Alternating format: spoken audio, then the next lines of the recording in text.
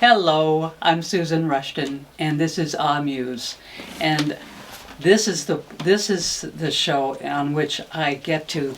I'm thrilled to. I'm delighted to. I'm tickled to. I'm honored to talk to people who have been lured by the muses. In other words, artists. Okay, this is Audrey Crooks. Thank you very much for joining me. This is wonderful. And Audrey is a violin player, and I've seen her play at the Auburn Symphony. AuburnSymphony.com. info@auburnsymphony.com. They can be found, the organization can be found at 985 Lincoln Way, 102 Auburn. Phone call 530-823-6683. Please, if you haven't been connected with them, please connect, please. And if you're interested in contacting Audrey, Audrey, Crooks, Crooks, contact@gmail.com. So, that's that. So, Audrey, thank you very much for being my guest. Thanks for having me. It's really exciting. Good. I'm thrilled. So, how often when did you start playing for the Auburn Symphony? Yeah. I started about a year ago. I was finishing up my undergrad at Sacramento State. I'd studied with Ryan Murray there, and I was really looking for that kind of next lily pad. What next? Yeah, what next? Big question. And I had heard through the grapevine that Auburn was having auditions, and I thought, okay, let's go. Let's go for it. How did you hear about that it was happening? Yeah. Well, I think the first time I heard about Auburn Symphony was actually during a talk when Ryan actually kind of sat us down as a class and orchestra and gave us some guidance on, how to lead a career. And he had mentioned Auburn Symphony, so it'd been in the back of my head. But of course, when you're in college and you're running around, you kind of you're right there. Okay, I'll think about it later. Yeah. So I think it was towards the end of my senior year. After going through a lot with my physical condition as a violin player, I was really seeking out to continue to play in symphony because it was wrapping up. It was like, okay, graduation's around the corner. What next? Now, I think I was really at the time striving to find, something solid, which I had no idea what was there. Because again, I probably forgot about Auburn Symphony.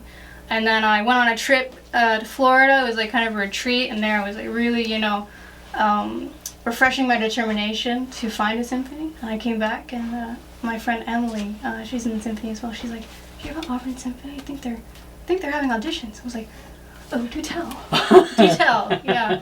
So from there, I kind of, went to Ryan and kind of was like, "Yeah, I think I'm going to audition."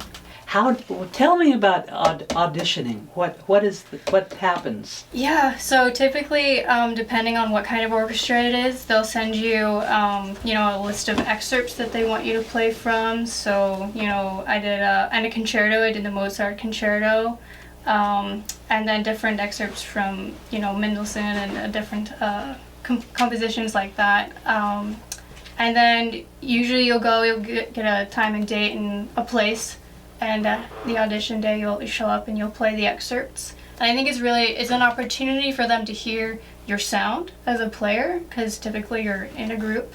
Yes. So, yeah. For me, it was a benefit because I had worked with Ryan, and I had I was the assistant principal of the orchestra of the second violins at the time. Mm-hmm. So he kind of heard me play, what I could offer. He was used to you. Yeah, okay. yeah. So that was definitely a benefit, which is, there are more aspects of auditioning. A big part of it is the networking, is knowing the people. So yeah, for me it was a benefit that I could have that already. Yes, yeah. They know you know what to do, how to do it, and okay. Yeah. Oh boy, and so you've been at the Auburn Symphony for a year? Yeah. Okay. Yeah, it feels like longer, but definitely a year and up till now. Yeah. Okay. Do you play anyplace else?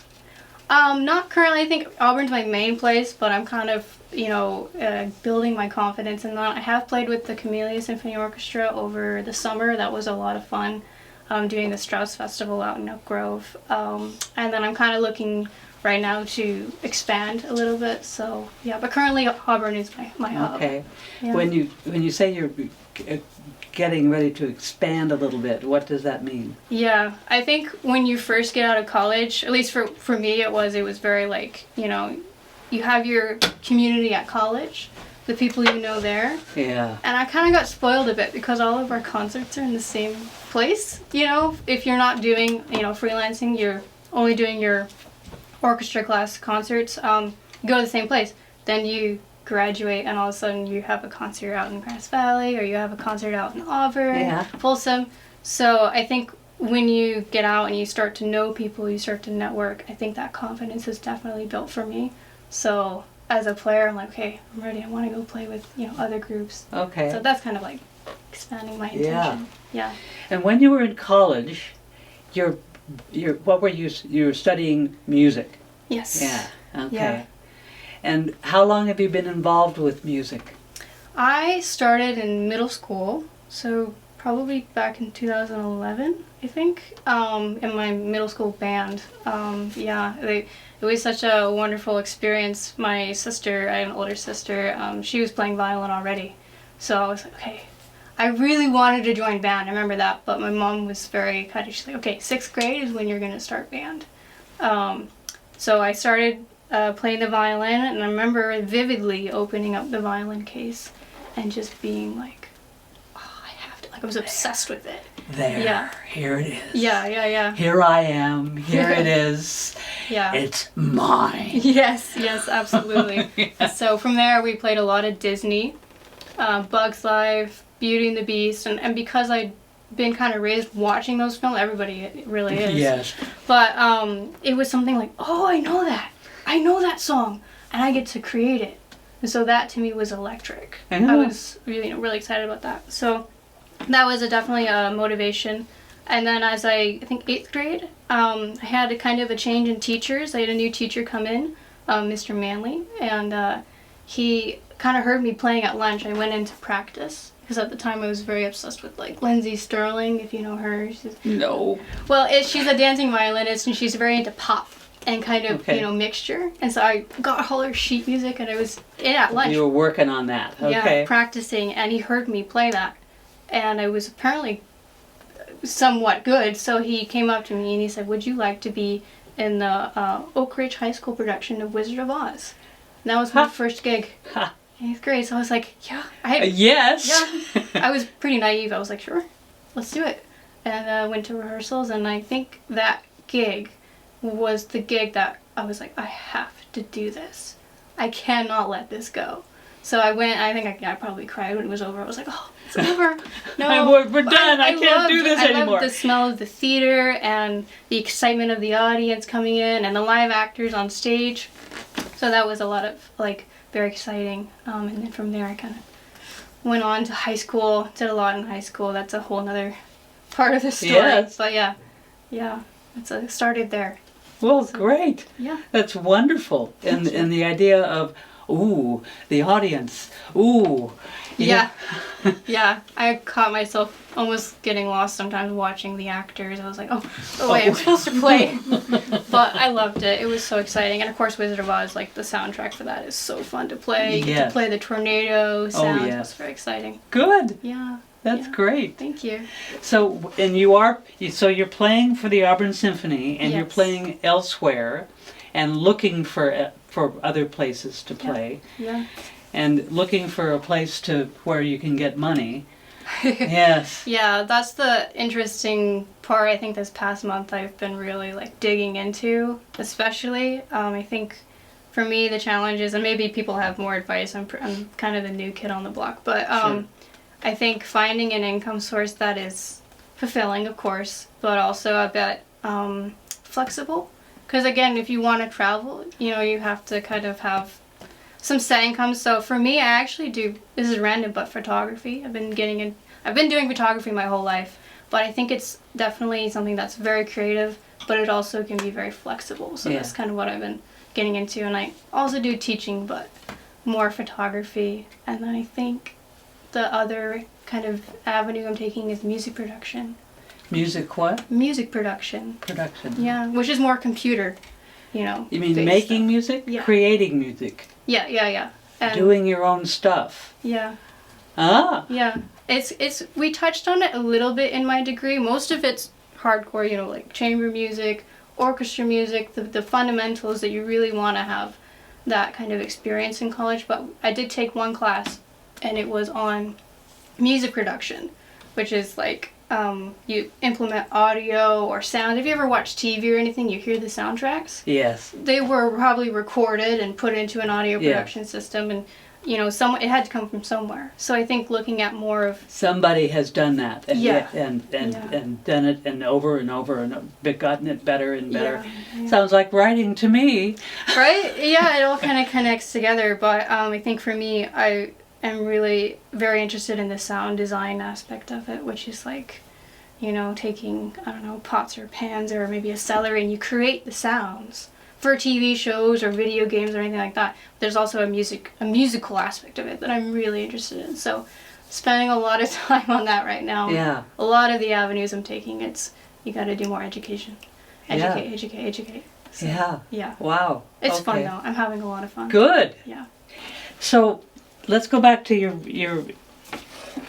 violin. Yeah. Why the violin?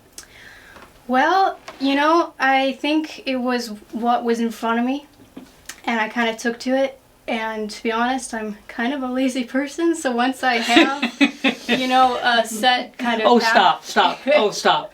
I love that. So yeah, I kind of just stuck to I love it. I'm lazy too, but you would never know. Yeah. Well, it's very fulfilling, I think, as an instrument. It's quite challenging, and I think all instruments have their, you know, mountains to climb, but for violin it's kind of like the repertoire and the, you know, the challenge of it. I'm always asking myself, how far can I go?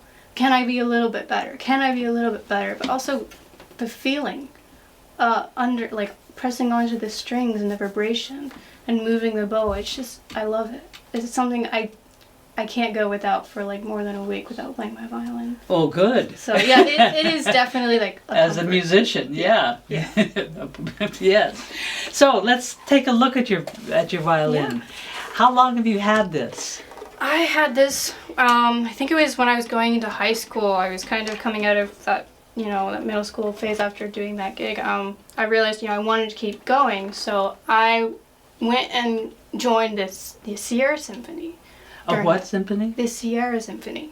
Okay. Yeah, and so where is that? They're up kind of in Placerville Okay. area. So I was actually full time with them, like playing every Wednesday night, kind of like with community orchestras. You have the nighttime rehearsal, but that was my thing because the high school I went into did not have a string program, unfortunately. Yeah. Had a wonderful choir program, which I was a part of, but I was really You sing too.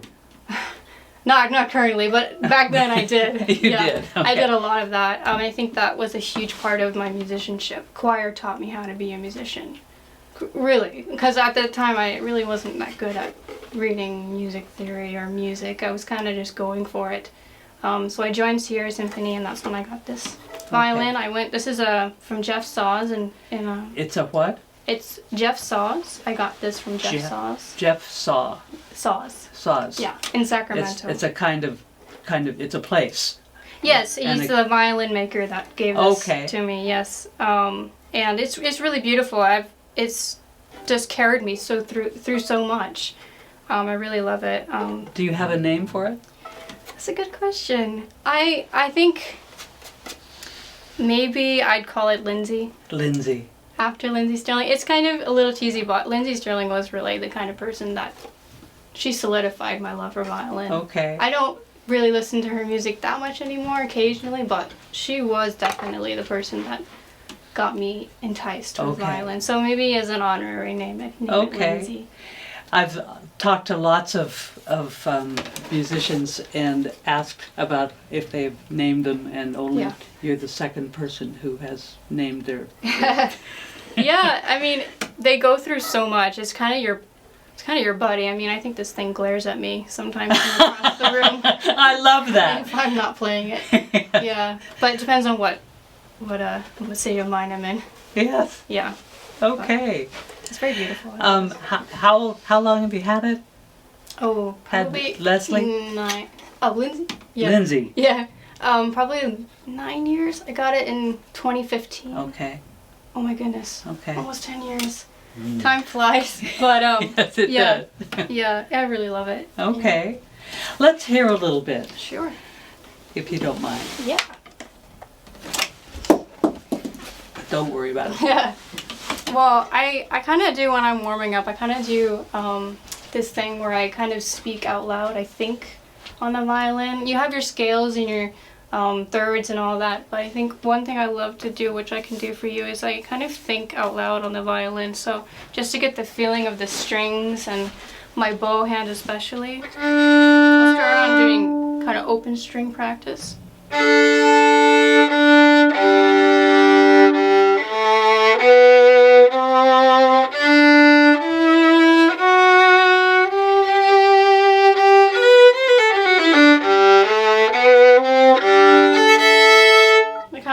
Letting it speak first. So I guess I can play a little bit of Bach.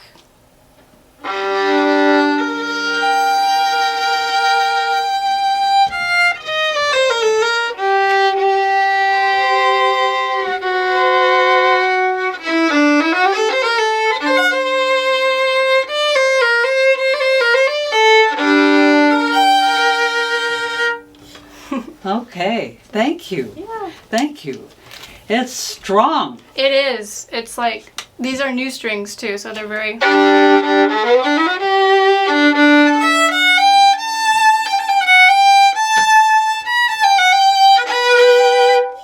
Okay. Thank you. Speak.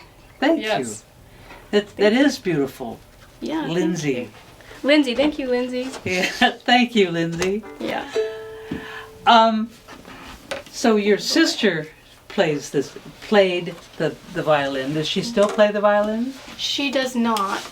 She's more of a singer, actually. She has an incredible voice, which, yeah, kind of goes unsaid. But she sang the national anthem for her graduating class in college, and I had heard her sing. She was in choir with me, and she's actually the person who she made sure I joined choir.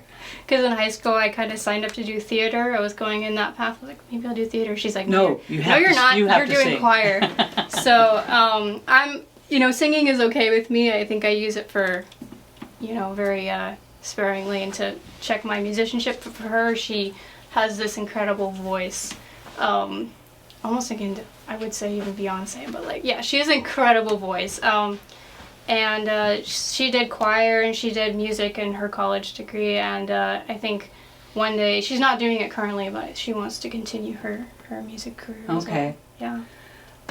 I had people in my family, everybody was musical. Yeah. And I left the house not knowing how to count. But I'm a good listener. Yeah. I'm in and listening and thrilled. Is anybody else in your family musical? Yeah. I think for the most, well, I have a twin as well. She was in the band with me, but didn't really. She's more acting now. I think went off in another way. My father did play the trumpet for a very long time. He has been a huge support. Both my parents. But my mom played cello in middle school, high school. She doesn't play anymore. But yeah, my dad played trumpet, and he was at a pretty high level. And I think it was actually his trumpet technique book that I stole from him to start doing more classical music, to start training myself. So it was definitely, he was a catalyst for me, I think. And he's always been so supportive of me being a musician, which I'm very, very grateful for. Okay. Yeah. Both parents again. But Yeah. Yeah. Wow. I'm really grateful to them. Yeah. Good. Thank you. Why do you think music is important? Oh, that's a good I'm assuming you think music is important. Of course, yeah. So why? I think music is definitely, it's a catalyst for growth in every sense of the word. Like, it's just, for me, it's kind of challenged me to, overcome any doubt that I've had, which is something you have to kind of live with when you're a musician. You're always learning new things. I think music is very important, especially, you know, today, like in this age, because of the community. For me, I've made some of my most dearest friends through music, through our love of, hey, did you see this? Did you see this recording of the symphony? I'm like, oh my god, that's so good. These little tiny moments that add up over time, and I think it is revealing of the human aspect, like human aspects that are quite beautiful. It, like, you might not know you have, you know, a feeling inside of you, but then you go to a symphony concert or you go to a choir concert and boom, it's there. It's, you know, it's very strong. So for me, it's like, it's very revealing of every sense of the word. Yeah, I love it. It's beautiful in that way. So yeah, it brings people together most of. Yeah. Yes. So that's why to me it's important. And I think anybody who wants to just dabble in music, go for it. There's like no such thing as a dead end in music. There's no such thing. As a dead end. What do you mean, a dead end in music? I think for me, like, as I've gone through my, you know, learning violin and doing choir, I think there have definitely been times where I had questioned myself, can I be a violinist? Do I have what it takes? Like, my hands won't stop shaking sometimes, you know. These things that can feel a bit, maybe you feel a bit powerless. Yeah. Everybody goes through it, but I think for me, I was thinking one day, you know, I think in particular, when I was going through college, I had a pretty serious bout of tendonitis, and I think so a lot of musicians kind of go through that, unfortunately, is that injury, but for me, it had gotten to the point where I couldn't even lift my arm up. Oh, like, my goodness. Like, I think during a winter break, I couldn't touch the G string. Like, so that's how advanced it had gotten, I think. But it's clear that that's in the past. Yeah. Yes. But I think going through that... That's wonderful that it's in the past. Yes. Going through that kind of arc, and it was in the middle of my degree, so I had to put off 2 recitals. And I ended up doing 2 recitals in 1 year because of it, and I sat at the back of the orchestra, and it was a bit discouraging, but I think what I found during that time was it didn't really matter that I had tendonitis, to be honest, and I know that sounds a bit weird. What mattered was I got so discouraged. And that was actually the tendency that I realized, wow, okay, am I going to be a joyful person in this? Because just because things happen, it doesn't mean we have to be discouraged by them. So I was realizing, okay. Oh, yes. Yeah. Good. Yeah. Good. You jumped right over. Yeah, and I think it's just having that faith to keep going. And so once I determined, okay, you know what? No matter what, this recital is going to be a joyful recital. And I was at the point, I was like, I couldn't even play for 45 minutes. You know, like, it's staring you in the face, like, that you cannot do it. But once I made that determination, everything shifted towards that outcome.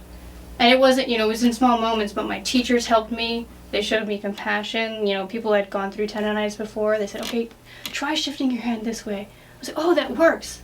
And I had a successful, I did both of my recitals on time and graduated in 4. But that's what I mean, there's no dead end.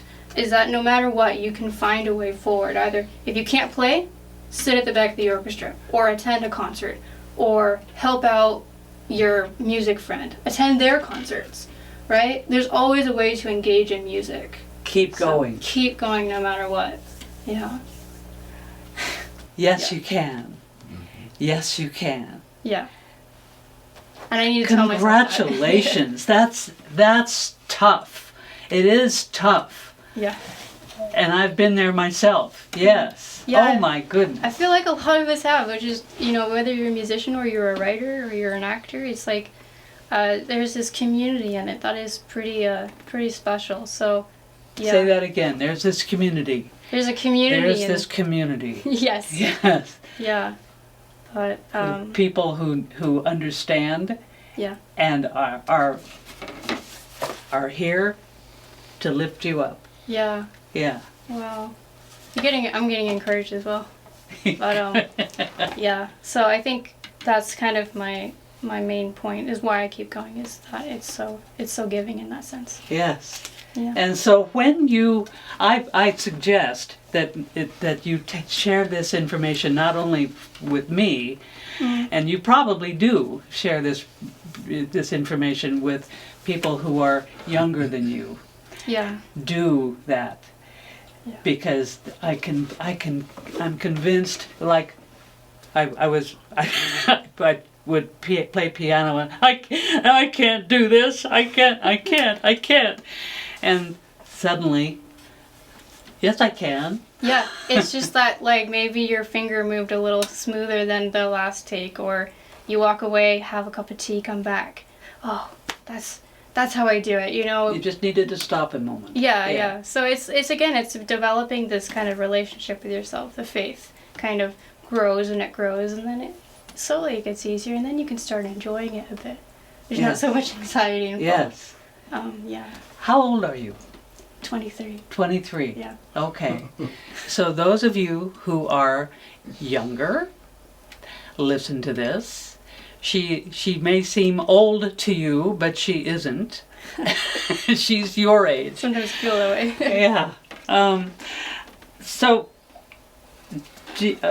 Okay. Do you feel different? Do you hear differently when you're playing for an audience? Yes, I think, like, when you're in rehearsal as opposed to being in concert mode, definitely. I think your senses are heightened when you're in front of an audience. I think their presence also changes the atmosphere of the room. So you're maybe in rehearsal you're very comfortable. You're playing with the people you know, you know, and you're like, oh, and you can say, great. oh, yeah. But I think for me, definitely the task I'm trying to get better at is listening across the orchestra, looking at Ryan, the conductor, looking at Chase, the concertmaster. Mm-hmm. That sometimes my dialogue is music, Chase, Ryan, music, Ryan, Chase. Like, and then it starts to get easier as it, becomes a habit. But I think with an audience there, I guess, I go into a bit of a tunnel vision. And like you say, like, it kind of happens much faster than you think. Mm-hmm. But I think, enjoying the music as well. It's like you're giving a gift to someone. Yeah. Yeah. You're giving a gift. Yes, you are. And I am so gratified. So gratified. Thank you. What is your suggestion to someone who is just starting? I think if you have a joy that has led you to music, follow that. And I think you often hear people say stick with it, and that's definitely a part of it. Stick with it. You're going to find your own voice. But I think, again, what I talked about, like determination, if you're feeling discouraged or maybe you get into it and it's daunting, right? Maybe you're not feeling discouraged. Your determination is everything. And so I try and source the determination from joy and ultimately a respect for your own life, right? It sounds a bit lofty, but I think, Joy? No, it doesn't Yeah. feel lofty at all. Sure. It sounds perfect. Good. But yeah, I think there's a reason why you found it in the first place, a reason why you came to it. Explore it, have fun. But if you really do want to stick with it and you're trying your best and you're going to the rehearsals and you're putting in the work, have faith that those causes will pay off. Keep making causes no matter what, and it will pay off. Okay. Yeah. Yeah. No, don't doubt yourself. Okay. Yeah. So this is Audrey Crooks. She plays the violin at the moment for Auburn Symphony. Yes. AuburnSymphony.com. info@auburnsymphony.com. 985 Lincoln Way, 102 Auburn, 530-823-6683. And if you're interested in learning more about Audrey's joy, Audrey Crooks. Crooks. No, Audrey Crooks. Yeah. I can read my writing. It's okay. Audrey Crooks, contact@gmail.com. Thank you very much for watching. And thank you very much for joining me. Thank you, Susan. Thank All you. right. Okay, bye-bye.